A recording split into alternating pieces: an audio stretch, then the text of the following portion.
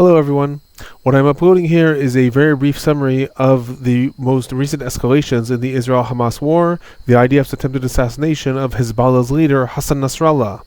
What we know thus far, in the afternoon hours of Friday, September 27th, local time in the Middle East, the IDF carried out a massive airstrike in the Dahya region of Beirut, reportedly targeting Hezbollah's main command center, which was located beneath residential buildings in the area. The airstrike is by far the largest in Lebanon in the past decades. According to some reports, the result of that airstrike leveled at least 6 buildings in the neighborhood. Shortly after the attack, the IDF announced the target was Hezbollah's leader Hassan Nasrallah, who intelligence indicated was present in the bunker at that time. According to estimates published in Lebanon, some 300 people were killed in the attack, and I emphasize those are estimates as of when I am recording this. This is the evening of September 27th in the United States. Lebanese foreign minister stated that nearby buildings were packed with people, and again at least 6 buildings were completely flattened as a result of that attack. The number of the casualties is not final at this point. It is important to note that prior to that attack, thus far in the current escalation, reportedly 700 people have been killed in Lebanon and almost 2,000 have been injured. The IDF has not published reports about how many of those who were killed and injured were in fact militants. Regarding the fate of Hezbollah's leader Hassan Nasrallah, who has led the movement since 1992, conflicting reports are continuously emerging about if he survived that attack or if he has been assassinated. Al Arabiya published a statement shortly after the attack stating that Nasrallah was not injured, as did other media outlets in Lebanon.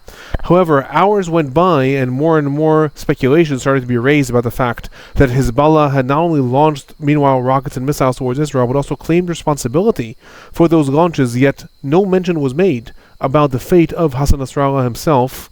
Sky News in Arabic published a long report questioning Nasrallah's fate in light of the silence in Hezbollah about the fate of the leader of the movement. And at around midnight local time, Reuters published a statement quoting a senior Hezbollah official stating that contact with the movement's leadership has been lost ever since that attack in the Dahya region. In Israel, it was reported that the assessment is that everyone in the bunker was killed in that attack, and reports added that the head of Hezbollah's southern division, Ali Karaki, who was a target of IDF assassination only a few days ago, as well as an Iranian commander of the Quds force in charge of Syria and Lebanon, were both present in the bunker at the same time. At this point, as of the time I'm recording this, Nasrallah's fate is still unknown. Obviously, I'll report more if anything else does emerge. Hours after the attack, the IDF called upon residents of the Dahya region in Beirut to evacuate, stating that a major airstrike is underway. Several hours later, a massive wave of airstrikes was launched in the area, reportedly targeting Hezbollah's missile arrays. According to different reports, it is targeting Hezbollah's strategic weapon arrays, including surface-to-air missiles, as well as sea missiles. Apparently, the IDF is targeting a slew of different targets within the Dahya region of Beirut. This is known as Hezbollah's main stronghold, and once again, where their main headquarters was located.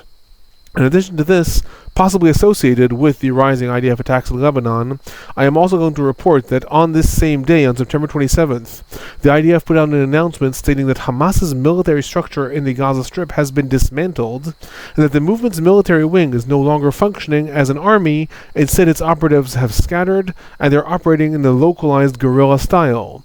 This largely matches the fact that the IDF has pulled most of its forces out of the Gaza Strip. There's much less active fighting in the Gaza Strip in the last week since the escalations in Lebanon have began. Specifically, the IDF's main unit, the Unit 98, that has been the one that has carried out the most raids in the Gaza Strip, has now been diverted and is focusing on northern parts of Israel, southern parts of Lebanon, preparing for a possible ground invasion. Most of the fighting in the Gaza Strip right now is centered around the Netzarim corridor and the area of the Philadelphia axis that is near the border between Gaza and Egypt. There are ongoing airstrikes in the Gaza Strip. However, most of the ground fighting has shifted towards the northern front. In that same announcement that the IDF put out, the military stated that this moment in which the military wing of Hamas has ceased to function is an opportunity for a hostage deal to be reached, adding that if it is not reached at this point, there may not be any hostages to return in light of the harsh conditions that hostages are being held in.